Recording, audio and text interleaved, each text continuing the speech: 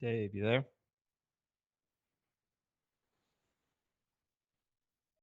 I am indeed. How are you? I'm well. It's only one other person in the room right now, so I'm going to let him in and kick this thing off. So it may just be the two of you. So Cool. pretend like you don't know anything. I don't. You don't know me. So, all right, let this guy in, and we'll get going.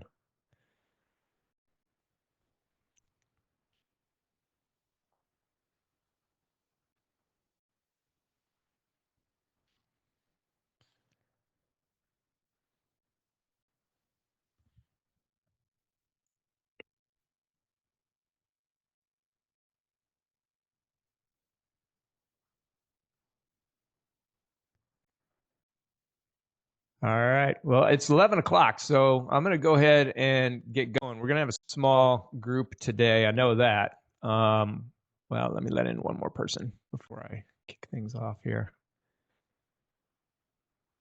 officially.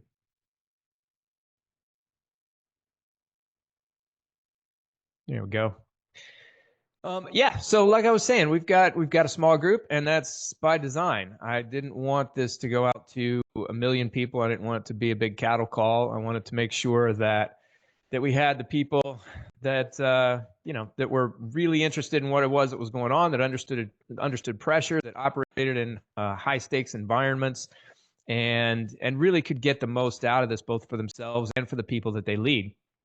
So the way that this is going to work, I'm going to tell you a little bit about myself and how I came to this world, this topic, this place of high stakes environments and the stress and pressure and different challenges associated with it.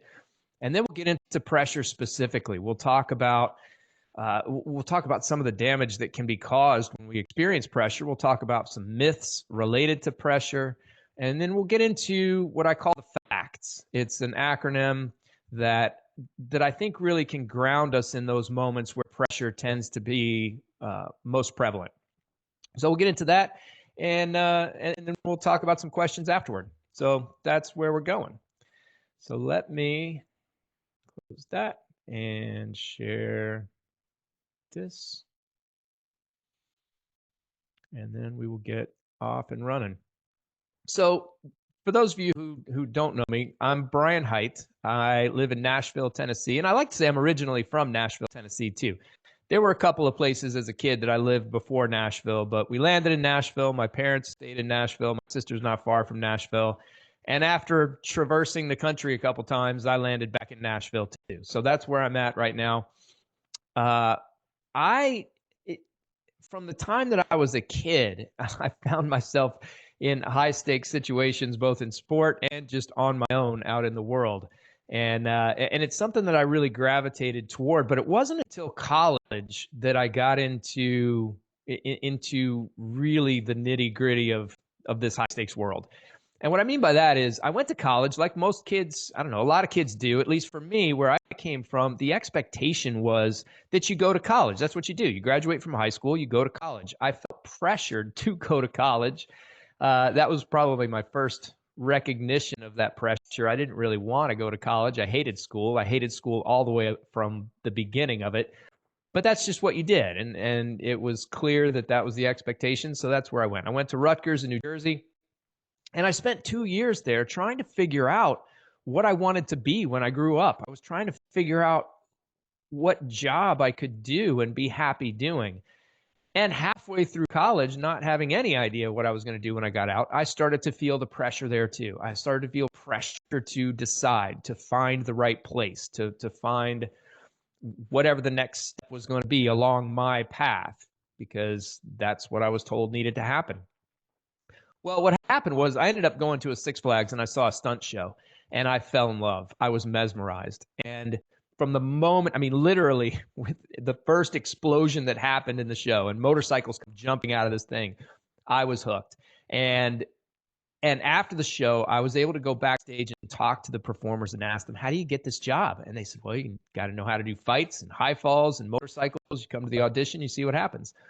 And I learned those things. I went to the audition. I did that show the following summer, and it was the best summer of my life. It was the best summer because I was learning so much, and I was having so much fun, and I was making more money than I'd ever made. But primarily, it was because I found what it was that I wanted to do. I found my passion. I found this thing that I'd been searching for in college, and it had nothing to do with college. And it was just an amazing, incredible feeling until I got back to college, because trying to focus after discovering what I did, trying to pay attention to schoolwork was almost impossible. So I was failing everything, and I somehow made it through the first semester of my senior year. I was failing for sure the second semester, so I dropped out. I dropped out of college with one semester to go to move to Los Angeles and be a stuntman. And that's what I did. I was a stuntman. I was working in the same live show at the Six Flags out there. I got into the film and TV world, started doing that. And then about 4 or 5 years after that, I decided to go back and finish my bachelor's degree in psychology. And then I continued on with a master's degree in sports psychology and a PhD in organizational psychology, but not with the intention of working in those fields. It was just because the power of the mind to affect our ability to perform in these high stakes moments was incredibly interesting to me. And it really started when I was coaching gymnastics. I was coaching a bunch of kids, and I took them to their very first meet. I was never a gymnast as a kid. I just learned how to do some gymnastics along the way and was taught how to coach gymnastics by other coaches. And anyway, I took these kids to a meet, and their very first meet, I was shocked because I'd been training with them for 2-3 months at that point. I knew what each kid could do. I'd watched them do it. I'd seen them hit the routines regularly. And yet we got to this meet and all bets were off. I didn't know who was going to do well, who wasn't going to do well. Kids that I watched hit regularly in practice tanked miserably. Kids who were just lackadaisical and screwing around at practice nailed the routines, ended up getting medals. And at that point, I realized, it's the physical, the training, the skills, all of that's important. But if we don't have our minds right, then we cannot be at our best in any moment. And as I was studying the sports psychology, I was immediately able to put that stuff into practice in stunts. And in that stunt environment is really where a lot of the philosophy that I have, a lot of the skills that I use and teach came from. It's a marrying of the sports psychology literature and organizational psychology literature with the experience of being in those moments. So that's where I came from. That's how I came at this high stakes environment moment. And I want to share some of this stuff with you. So pressure specifically, this occurred to me. You would think that it came earlier. This is something that we all experience. Pressure is something that we know when we feel it. This tightness that happens in our chest, the faster heart rate, this feeling of dread almost that can come along with it, this feeling of have to associated with it. We know it when we feel it. But there are a lot of assumptions that go along with pressure that I think we need to challenge. And I think it's important to challenge if we're going to understand pressure well, and not only for ourselves, but again, those we lead, be able to create conditions where pressure doesn't exist. And that's what I mean. I don't mean performing under pressure, learning how to do that, or figuring out how to deal well with performance or pressure situations. None of that. Eliminating pressure is what we need to do. And by the end of this, you'll understand why that's the case that I make. So the first myth of pressure that we're going to get rid of is the pressure is inevitable. High stakes situations, I use that terminology intentionally because high pressure situations, high stress jobs, high pressure environments, these are terms that we hear all the time, but it's not accurate. It's not the environments or the situations that will determine whether or not we experience stress or pressure. It's how we perceive that situation. And this isn't new information. This isn't new. This goes back literally thousands of years to at least the Stoic philosophers. Epictetus said it's not events that disturb us. It's how we judge those events that disturbs us. In other words, it's how we think about it. Shakespeare wrote the same thing. Nothing is either good or bad, but thinking makes it so. Situations just are what they are. How we view those situations is what will determine whether we think they're good or bad and whether we experience pressure in those situations. So pressure is not inevitable in high stakes situations, high stakes moments, meaning moments where the consequences really matter. The outcome is important. We care about it a lot. Those are high stakes situations. And it can be physical in terms of the stakes that we have, but it doesn't have to be. It can also be mental. It can be emotional. It can be social. We can be in a situation where we need to have a challenging conversation with somebody we really care about. And the consequences of that conversation might be that we lose that relationship. That could be what happens. That's a high stakes situation if that matters to us. So the fact that we believe that pressure is inevitable when high stakes situations exist is problematic. Because again, as we're going to find out throughout this, it's not. We don't have to experience pressure in high stakes situations. Another myth is that pressure enhances performance. And this is one that I hear all the time. This is pushback that I get regularly when I talk about this. It's, you know what? I need pressure. I do better with pressure. When I experience pressure, that brings out the best of me. It gets me focused, keeps my energy. You might do well with pressure, but it's not because of pressure.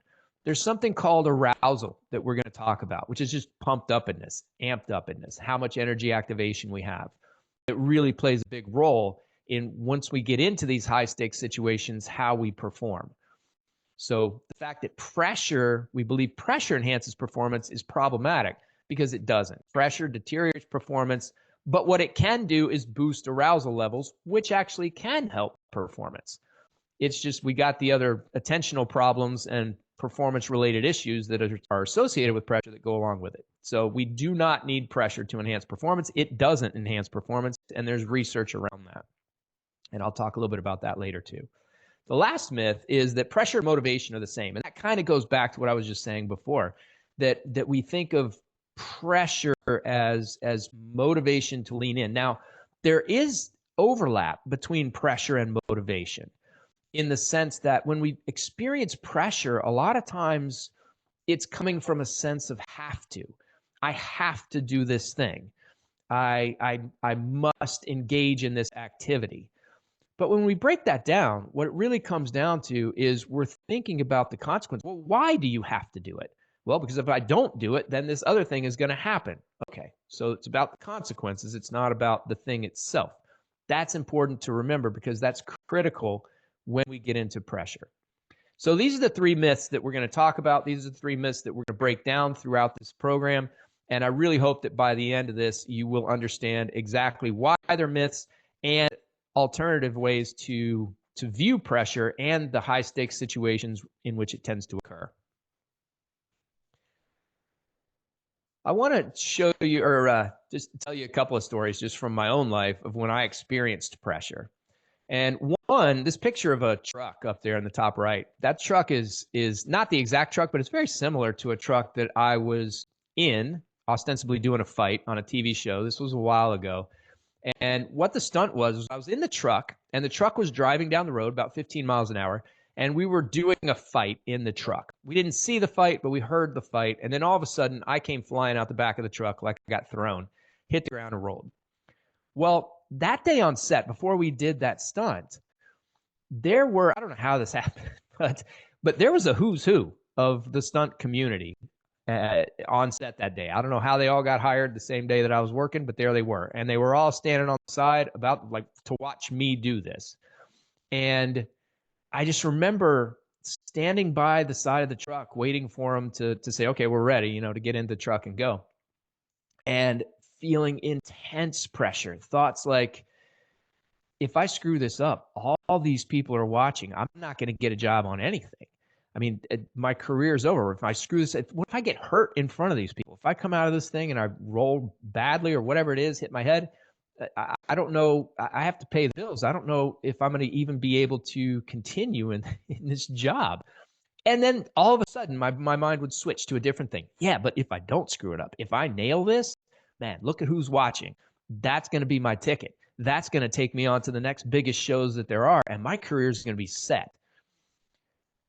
In both cases, I'm thinking about the consequences. That's important. I'm going to come back to that in a minute. But the result was incredible pressure in that situation.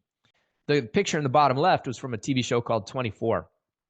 And that explosion was a helicopter, and they'd gutted it and put a bunch of explosions in it. And then off to the left, there was a missile that came in and hit it, and the thing blew up. And if you ever watched 24, you know they didn't do any slow motion stuff. They didn't do any cutting around to things. It was because it was all about the time. So the timing of being able to react to this explosion was critical. There was one helicopter, there was going to be one explosion, and if we screwed it up for whatever reason, it wasn't going to happen again. It was just going to be screwed up on the screen. So again, I got reminded by not only the stunt coordinator, but the director and the producer. Okay, we only got one shot at this. So are you good? Are you ready? So many people coming in my face. Are you good? Are you ready? And I remember standing there as I was getting gelled because there's fire. So they put gel on you just in case you don't, to keep you from getting burned. I remember just having those thoughts go through my mind again. What if I screw this up? What if this is bad and I ruin the shot? The producer's going to yell at me. The stunt coordinator's never going to hire me again. All these different thoughts. What if the explosion? We didn't really know how big the explosion was going to be. What if it comes past and I do get burned? What if one of the pieces of the motorcycle or a helicopter comes off and hits me in the head? There were so many different things where my mind was racing and going to in terms of, again, the consequences. If I screw this up, then. So that was another situation. And then the bottom right is just that's not a situation I've ever been in myself. But when I was working for the Army, which I did for 10 years as a sport performance psychology consultant, I was in a lot of shoot houses and I watched a lot of people clear rooms and buildings. And I remember in one of the situations, it was the way that they go forward is what they call dry fire, where there's nothing. They just go through and yell bang, bang. And then blank fire, where they're shooting blanks. And then they do live fire if they make it that far. Some units don't, but because you have to be good through the first two in order to get to live fire. Well, the unit that I was working with made it to live fire. And I remember one time watching this soldier. I remember watching it happen, and it creates the emotions inside me now. He was supposed to go left, he went right. And the way that you clear buildings, the soldiers are coming in really fast, and there's a lot of stuff going on. And this guy went the wrong way, was in the wrong place, and the soldier who came in behind him was shooting at targets. I don't know how the guy didn't get shot. He didn't get shot, thank goodness. But it was a big deal, and there was a big meeting after. And I talked to this soldier, and I asked him, I said, what is it that was going on in your mind before you were going through the door? And what I heard from him was, well, I just didn't want to screw it up. I wanted to make sure that I was shooting the right thing, and I didn't really know where the people were going to be. And I don't know, I just lost my focus, lost my attention, and I got in the wrong place. Again, that pressure of being in a situation, high stakes moment, and focusing on the consequences rather than what is. That's a theme that we're going to talk about throughout as well. So let's get into the definition of pressure. Because, again, not everybody thinks about it the same way. In fact, a lot of people conflate it with stress. It's not stress, and we'll get into why later. But what is it? Well, according to Merriam-Webster, it's this: the stress or urgency of matters demanding attention. So even this definition, stress, gets brought in as a way to describe pressure. They're two different things. I'll break them down later. But what other thing is it? So the urgency of matters demanding attention, that urgency, that high stakes, that importance, that's where that is. But I don't think that this definition really captures what we experience in pressure in those moments, like the feeling of consequence that's really there. So I looked at a different definition. This is the American Psychological Association definition. Again, stressful in there. Excessive or stressful demands, imagined or real, that's interesting, made on an individual to think, feel, or act in particular ways.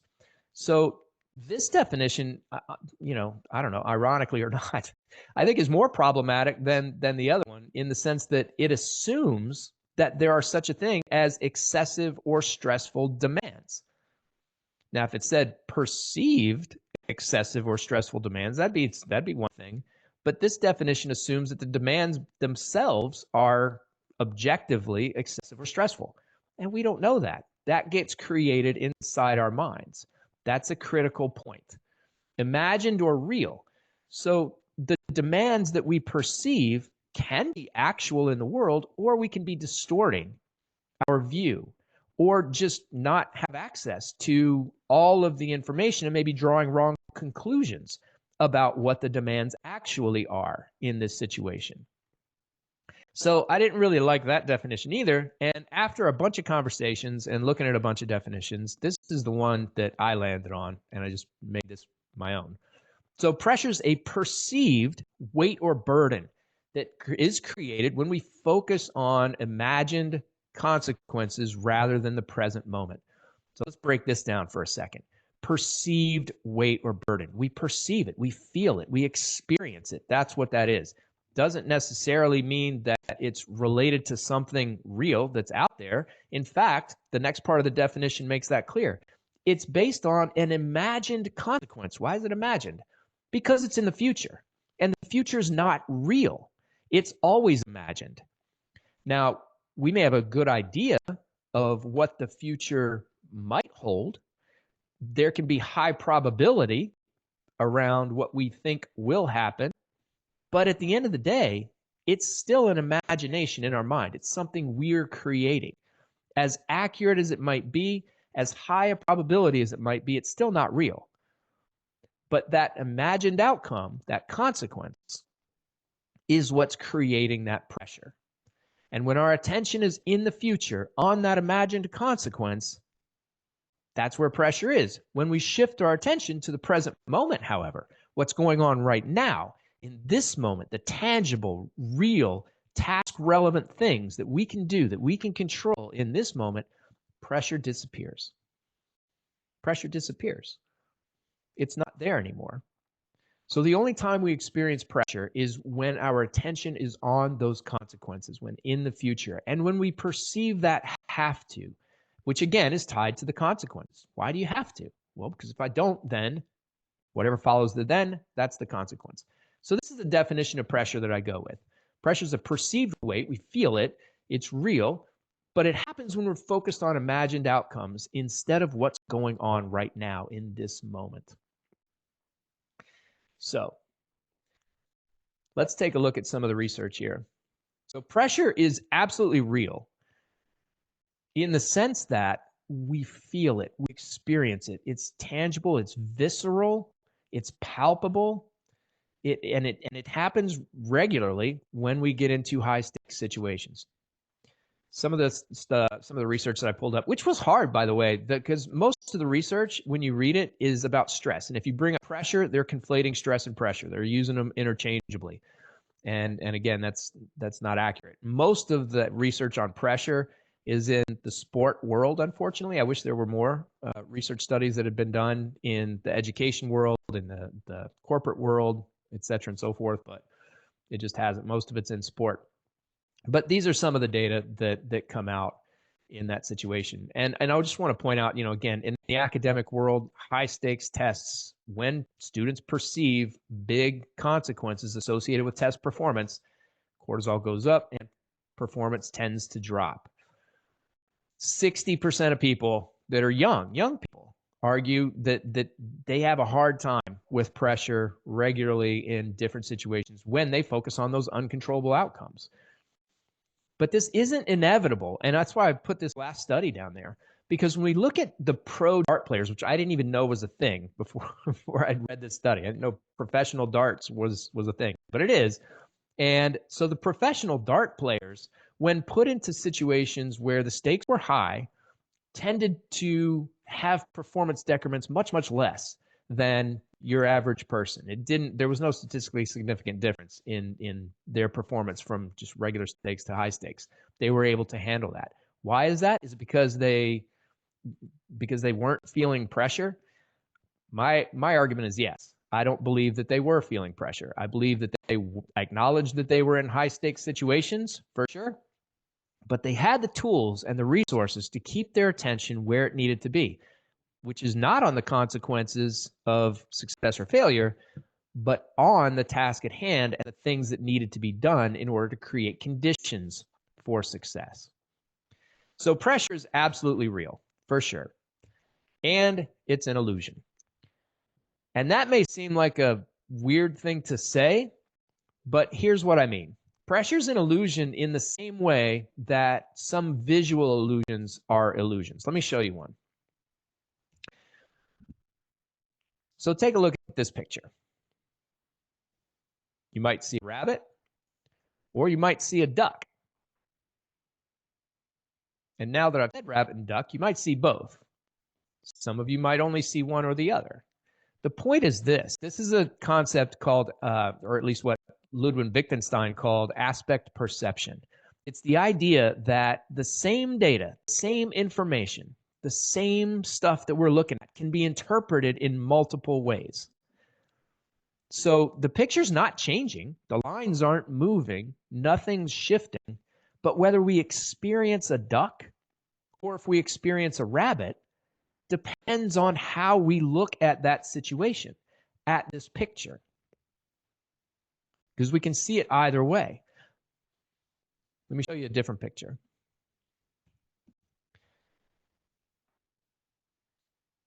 So you can see this box as having, if you were to look at the box where the top and the right side of the box are visible, or you can see this box as have the bottom and the left side visible. Again, it just depends on how you look at it. None of the lines are changing, but if you sit and take a look and shift your gaze, attention a little bit, I don't even know how to do it. For this one's a harder one for me. I tend to automatically see the top and the right side. That's how I see the box. But if I sit and look at it long enough, and now that I've done this enough times, I can do it a little bit more quickly. I can see the bottom and the left side. I can make that change happen.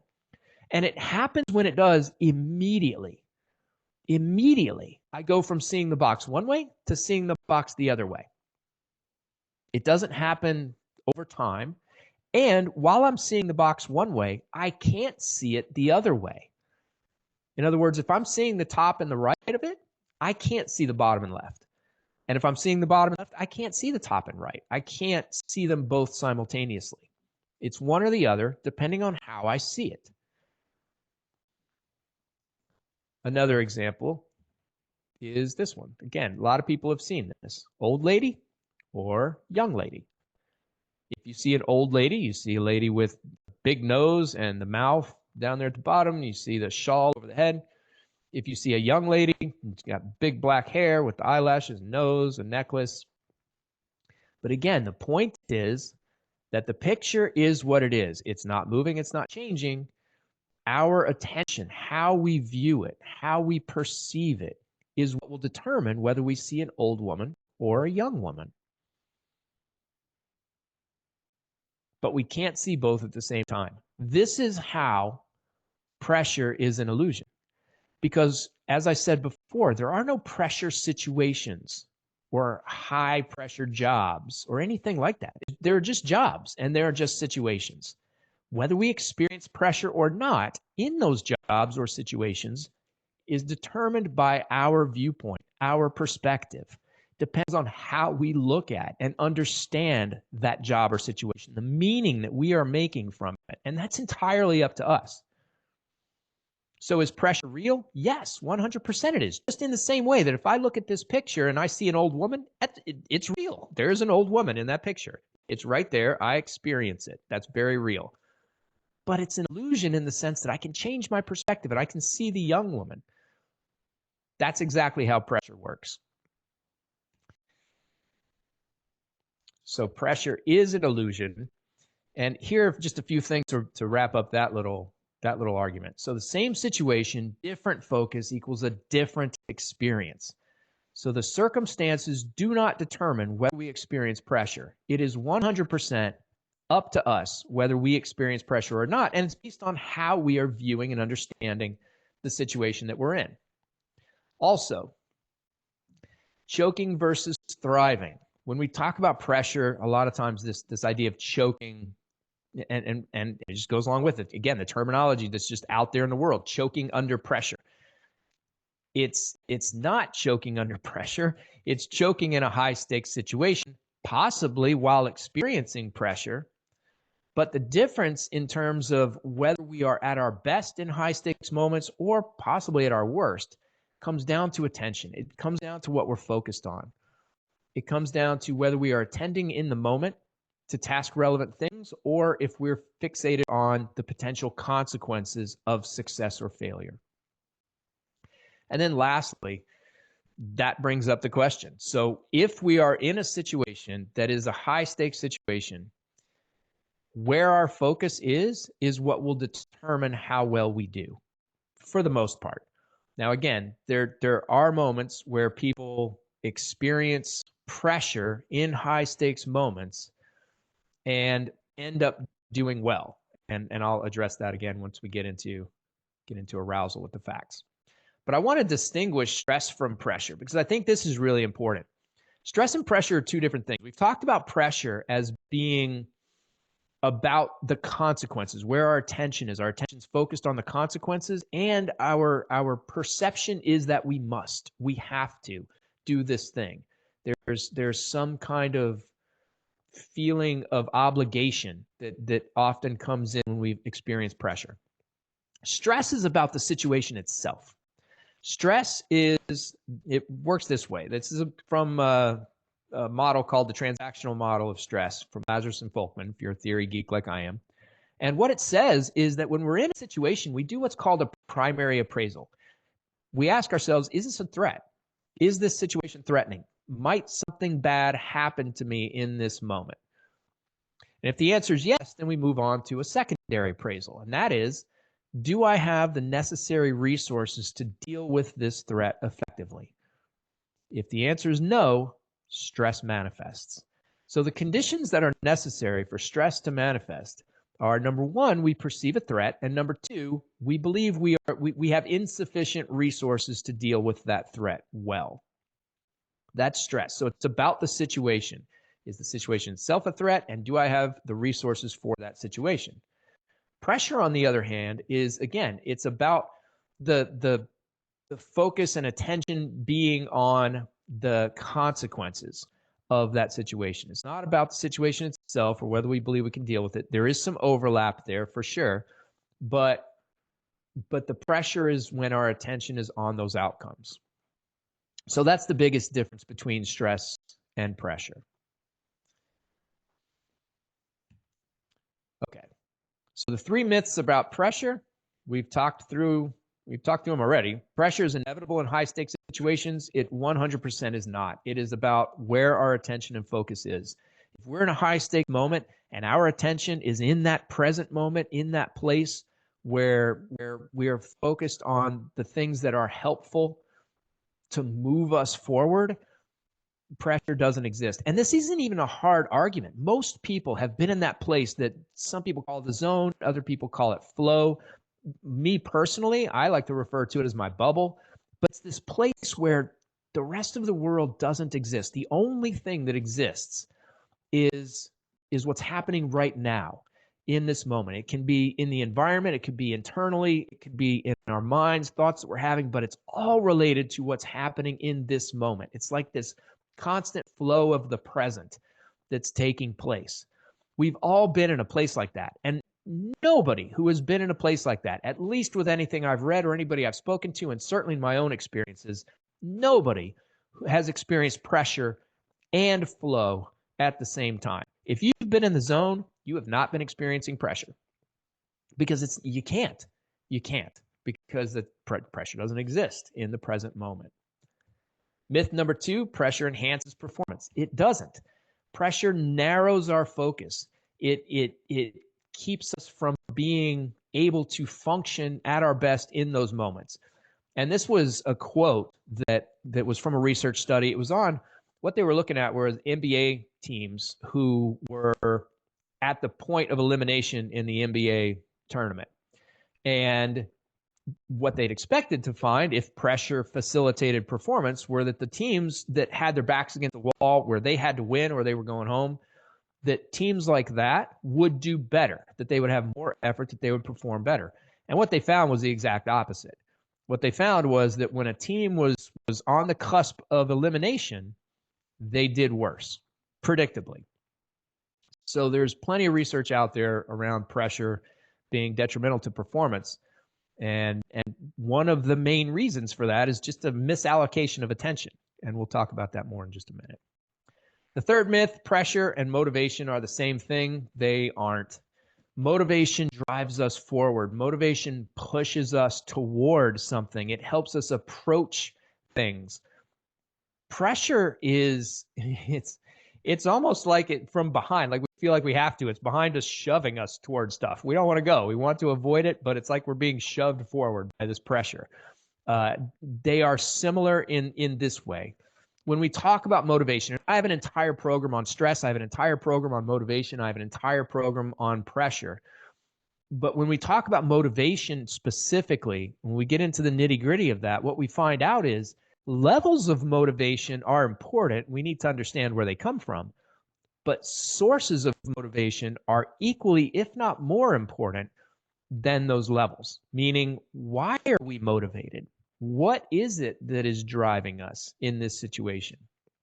And sometimes what's driving us are what are called controlling factors, meaning things that are from outside, that are directing and manipulating our behaviors in these moments. That's one of the things that pressure can do.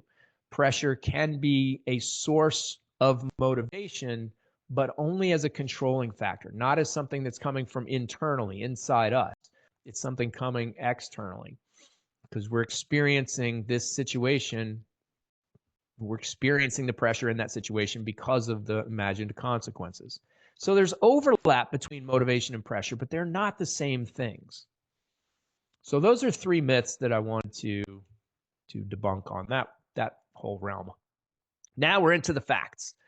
The facts are a framework that I came up with early on in this journey in the high stakes world, because I think that these four things, focus, arousal, confidence, tenacity, are four things that if we can really pay attention to them and have some strategies for maximizing them, we can eliminate both stress and pressure and maximize motivation in high stakes situations. And not only in the short term, but over the course of time. Many of us are working job. I mean, I've been a stuntman for 30 years. So is it important for me when on set working at a specific job to be able to function in that moment without stress and pressure so I'm at my best? Yes, it is. But it's also important for me to be able to do that over the course of year after year after year after year. So there's a long-term effect that these different constructs can help with as well. So again, the solution to pressure, it's not about coping with pressure. It's not about dealing with pressure. It's not about performing well under pressure. It is about getting rid of pressure. And the facts help us do that. So let's talk about what each one is. Focus. That is about attention. Where is our attention? And how are we attending? So attention, I'm not going to get into it in too much detail. This is all stuff that in the larger programs we get into in a lot of detail, and we work through with personal examples and so on and so forth. But right here, I'm just going to hit a big overview, 30,000-foot view. Attention can be where we direct our attention, whether we look over there or we look over there. Like, it can be where we direct attention, but it can also be how we attend, meaning that I can attend very intently to something outside myself, and I can pay attention very intently to something inside myself. Maybe it's my heart rate, maybe it's my muscle tension, maybe it's my breathing. Could be thoughts that I'm having or a problem I'm trying to work through in my mind. I can pay attention very broadly in a scanning sense, taking in a lot of information, or I can pay attention in a very narrow way to a single entity. So attention is about where our attention is directed, but it's also about how our attention is allocated. And this is critical because our entire realities are based on attention, where our attention goes. I mean, think about it. Any memory that you only have because what made it into that memory was something that was in your conscious awareness. Your attention was directed in a certain place. That made it into our awareness. And so you remember it. So again, attention can be about where everything goes, and we can miss things for that reason. So some things, just because of our limitations as human beings, it doesn't matter where our attention's focused, we're not going to see them. For example, there are sound waves and light waves happening wherever you are right now that are imperceivable to the human eye. We can't, or ear, we can't perceive them without some special equipment. It's not that they're not there. Microwaves, radio waves, things like that, they're there. We just can't perceive them. So as human beings, our perceptual abilities are limited. And there are times when there are things that actually would make it into our attentional awareness because we can perceive them, but they don't for some reason. And the reason for that, at least one of them, is that the brain it's again limited in terms of what it can process, the amount of information it can deal with at any given time. So right now, you are being bombarded by stimuli, auditory stimuli, visual stimuli, kinesthetic stimuli, and your brain can't process it all. So the only things making it into your awareness are the things that your brain believes are most important. Here's an example. Think about right now what the floor feels like under your feet. You can tune into that, and you can tune into it very easily and very quickly. Why? Because the stimulus is there. It's been there since you sat down. But you weren't paying attention to it. It wasn't in your conscious awareness until I said it. And that directed your attention, which turned your brain to, oh, well, now I guess this is important. So let's pop this into conscious awareness. And now it's in there. So we need to be humble enough to realize that, number one, we don't perceive everything that's happening in the universe. And number two, even the things that it's possible as human beings to perceive, we miss because it just doesn't make it into our awareness for whatever reason. So understanding how attention works and how we can leverage attention in ways that facilitate both well-being and performance is critical. So that's the focus part of the facts. Arousal is, again, this is one of those things that pressure and stress sometimes are conflated with. In fact, they'll be defined in terms of arousal sometimes. For example, you might see a definition of stress that's, it's where your heart rate increases and your muscles get tense. And what it describes is sympathetic nervous system activation. Because when we perceive something as a threat and we believe we have insufficient resources, then the sympathetic nervous system kicks in. And as it does, predictable, normal changes physiologically happen. We start to sweat more, our pupils dilate, heart rate increases, breathing becomes shallow and more rapid. Lots of different changes. But that's not the same as saying that stress is those things or that pressure is those things. It's like this. I have a road outside my house. And if it rains outside, I know that if I look out the window, I'm going to see a wet road. I know that. But if I wake up in the morning and I look out the window and I see a wet road and it's not raining, I can't assume that it did rain. Because there are any number of reasons why the road might be wet. Maybe the street cleaners came by and it was wet. Maybe somebody dumped some water on it for some reason. I don't know, a truck. I don't know. Somebody's watering their yard. Could be any number of reasons. And stress or pressure and arousal work the same way. Meaning that if I'm experiencing pressure, then for sure my arousal levels are going to increase. My pumped upness is going to increase. But just because my pumped upness has increased and is high, that doesn't mean that I'm experiencing pressure. That is incredibly important because so often we will be in situations that are high stakes situations that really matter to us. And we will experience these physiological changes. And sometimes we'll tend to explain those changes to ourselves like this. Well, oh my God, I'm tense. I can't breathe. My heart is pounding. This must mean that I'm experiencing this pressure. Or I'm experiencing stress. Like I'm not ready. I can't do this. That's how our minds can interpret those physiological changes. Whereas it's just as accurate, I'd say more accurate, to say, you know what? Of course, my body is doing this. It's important. I care about the outcomes here. This matters. So, of course, my body's reacting like this. It's trying to help me. It's trying to give me the energy that I need to do well in this moment. That's a whole nother way of interpreting it. We interpret it one way, we experience confidence, excitement. We interpret it a different way, we experience nervousness, pressure. Again, same situation, same feelings, but looked at differently, we experience very different things. So arousal is not pressure, but it is incredibly important because for any given task, anything, literally anything, there's a right amount of energy activation for that task, meaning whatever we're doing, there's a certain amount of pumped upness that we need in order to do it well. And if we're too high on that pumped upness scale, well, we're not going to do well. If we're too low, we're not going to do well. If we have too little energy activation, often we'll feel sluggish, we'll feel slow in the mind or emotions, maybe we're irritated or frustrated. But if we're too high, we often are very, very agitated and just mind swirling and emotions very anxious and nervous. But when we're in that right spot, when we have that right amount of pumped upness, the mind flows, the body flows, and we're capable of engaging in that moment fully to the best of our abilities. So finding well, number one, knowing what that right arousal level is important. Number two, we have to know where we are currently in relation to it. Are we there? Or are we too low or too high? And number three, we have to have some strategies to get us to and keep us in that right amount of energy activation. The third part of this facts framework is confidence.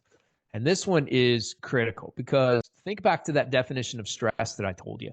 Is it a threat? Do I have the resources necessary to handle it?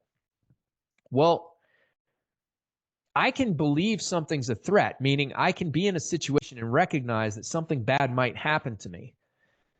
But if I believe that I have the resources necessary to deal with it, meaning that I have what it takes to perform well and to engage in a way that will allow me to be successful, confidence, stress goes away. And what replaces it is excitement.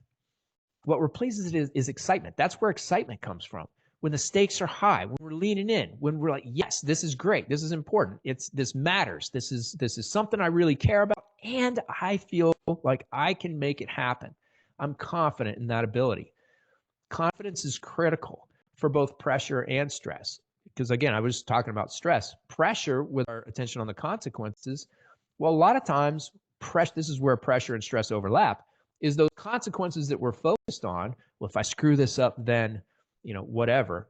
Well, if we're confident, then although we may recognize, yes, if I screw this up, then. So for example, when I was on the set about to jump out of the truck and hit the ground and roll, my focus was on, man, if I screw this up, all these people looking at me I'm never going to get hired by them. They're all going to talk bad about me. Okay, well, that's possible. That's something that could happen if I did screw it up, for sure. But if I'm confident in my ability to do the stunt, then even focused on that, even if my mind drifts to those consequences, I'm not going to experience as much pressure if I believe that I can do the stunt successfully. If my confidence is high, I'm like, well, yeah, that is true. If I screw it up, then they may talk about me, but I'm not going to screw it up. I don't think I'm going to. I think I've got this. So confidence plays a critical role. And the other thing about confidence, and this is where we spend a lot of time in the program for both stress and pressure, is the sources of confidence. There are 4 different ways that we can develop confidence, and most people really only leverage one, and that's personal experience. People are under the impression that I need to do something enough times and experience success enough times in order for me to develop confidence, and that is wrong. That is wrong in important ways that we have to understand. Because whether we experience a boost in confidence as a result of success depends on what we attribute that success to. And the importance of that means that I can actually experience a bump in confidence if I fail for the exact same reason. It depends on what I've attributed that failure to. So what I mean by that is that if I experience success and somebody asked me, hey, Brian, why'd you succeed? And I say, well, because of this, and that. And they say, well, can you do it again next time? And I say, 100%, yes, I can. Well, now my confidence is boosted because I experienced success. I know why I succeeded, and I believe I can replicate it. If I experience success and somebody asks me, okay, well, do you know why it happened? And I say, nope, I have no idea. Truly, I don't. I have no idea why it worked this time. Don't know if it's going to work again. My confidence will not go up. In fact, it might go down. Or if whatever happened, and I say, yeah, I know why I succeeded, but I don't think I can do that again. I don't think that can happen again. I think that was luck. I don't think I can replicate it. Then my confidence is likely to drop. Similarly, if I fail and I say, you know what, I know exactly why I failed, and I believe I can fix it next time. Let me at it. My confidence has gone up. I have failed, and my confidence has increased because I've identified the reason for the failure, and I believe that I can fix it. But if I fail and I have no idea why I failed, or if I do know why I failed and I don't think I can fix it, confidence goes down. So even with personal experience, which absolutely is a source of confidence, it matters what we attend to and how we're viewing that success or failure. It's not just about succeeding enough times in developing confidence. It's about how we view what led to either the success or the failure. 3 other sources of confidence I'm not going to get into in much detail, but I'll just mention them. Vicarious experience, meaning watching other people, ideally people that we believe are similar to ourselves in terms of whatever skill level or experience level or whatever it is that we're talking about, somebody that's similar to us, where we can look at them and say, well, if he could do it, I could do it. So vicarious experience, and it works the exact same way. If I watch somebody succeed and I know why they succeeded and I believe I can do what led to their success, my confidence goes up. If I watch them succeed, I know what led to their success and I don't think I can do that, my confidence will go down. So again, not about whether the other person succeeds or fails. It's all about what we attribute that to and our abilities to replicate it. The third source of confidence is persuasion.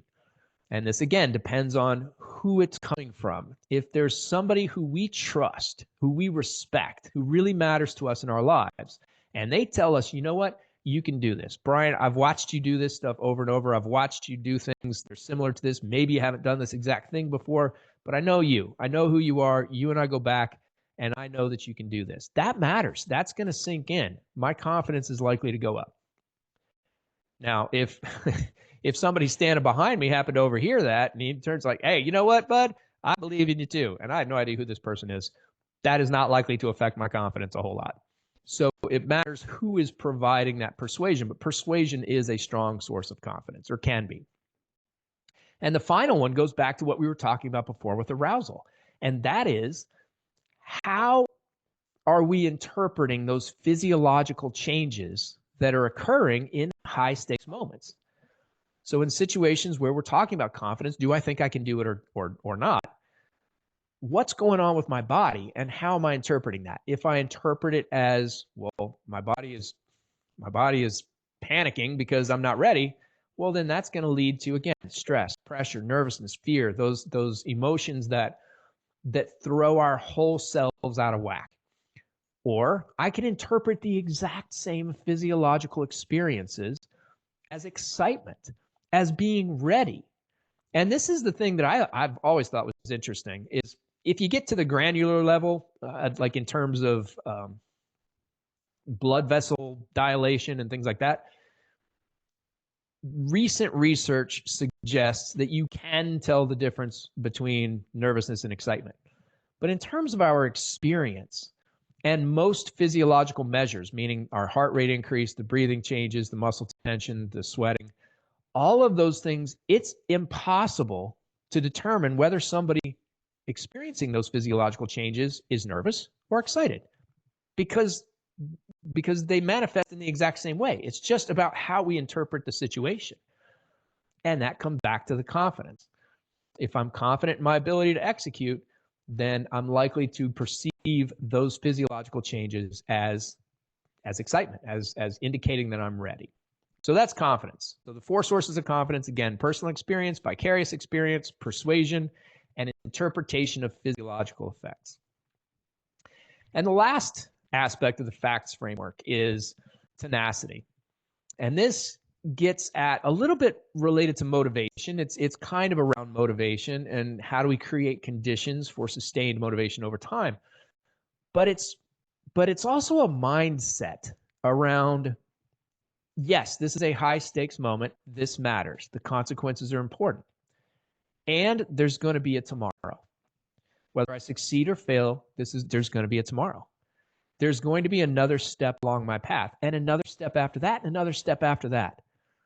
I'm going to, whatever happens is going to happen. And then I'm going to do what's next. And then I'm going to do what's next. And I'm going to continue that throughout my life and as long as it takes to get done what needs to get done. What that does is it tends to lower the stakes a little bit, which, since there's a direct relationship between how high the stakes are and how much pressure we often feel, lowering the stakes a little bit can also lower the amount of pressure that we experience. So that idea that my entire life isn't revolving around this one moment, that there will be others, regardless of how much I want or don't want certain consequences, there's going to be a next day. That really matters. Now, that's not to discount the fact that sometimes we are in situations where, I mean, truly, literally, there could not be a tomorrow. I've been in those situations where if I did it wrong, I or somebody I was working with may not go home that day, or at least not in the same condition that we showed up. And that's always the goal. I've been in those situations, and I know a lot of first responders and military people have also been in those situations. Also, people in other careers, construction workers, etc. There are other people who find themselves in those life or death. No kidding. This is real situations, but that's not the norm. That's not the norm. Most of the time, even though there may be some pretty severe consequences with failure, there will be a tomorrow. So keeping that in mind absolutely can be helpful. That's tenacity. So that's the facts. Those are the four things: focus, arousal, confidence, tenacity. If we can leverage those four constructs, and we can really, and again, there's a lot of overlap in and among, and bringing them together. We talk about them separately because you have to, but one influences the other. So, but these four things, if we can focus on them, if we can bring them into our high stakes performance moments, we will 100% create conditions for us to be at our best without pressure, without stress, and with maximum motivation and overall well-being. So that's the facts. Now, let's talk about this beast, uncertainty, because everything that I've said so far assumes that we know what the consequences are going to be, that I understand the situation well enough to know what the outcomes are likely to yield. But there are some times when we just don't know. We don't understand the situation well at all, and certainly not well enough to predict what all the different outcomes associated with success or failure might be. And that's a tough place to be, because our minds as human beings do not like ambiguity. They just don't. And they will fill in those gaps in knowledge with whatever. And again, we've all experienced this, where we just create the stories, the what if, and we just make up all this stuff that just floods our minds with things that could happen, or that, our minds are saying might happen, but we just don't know. Uncertainty is it's the kindling that fuels that type of catastrophic thinking. So we have to learn how to deal with it. And that's because uncertainty isn't the exception. Uncertainty is the rule. The acronym, I picked this up when I was working with the military, VUCA, volatile, uncertain, complex, ambiguous. This is the world that we live in, because, like I mentioned at the beginning, the present moment is the present moment. This is the only reality that we know right now. The past is a memory, and it's not even an accurate one for all the limitation reasons that I mentioned earlier with human beings. The future hasn't happened yet. So at best, it's a projection of what might happen, what probably will happen based on, past experience or whatever. But the only real moment is right now.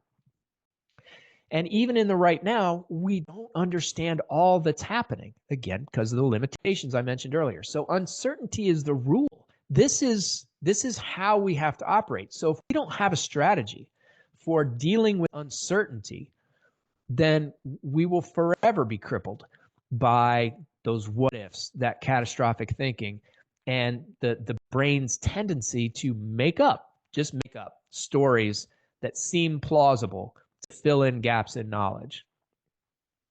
So with regard to uncertainty, how do we do that? How does uncertainty, how do we operate with that world? Well, one is to accept that that is just the nature of the universe, that things are uncertain, that we can't know the future, that impermanence is a reality, that everything changes. It's constantly changing all the time. And so the best thing we can do, going back to the facts, is tuning into those things we can control. So in this moment, right now, the present, what can I do that can move me a little bit closer to create the conditions a little bit more strongly for the outcomes that I want, for the success that I've identified? How do I in this moment grab something that can move the needle even a little bit?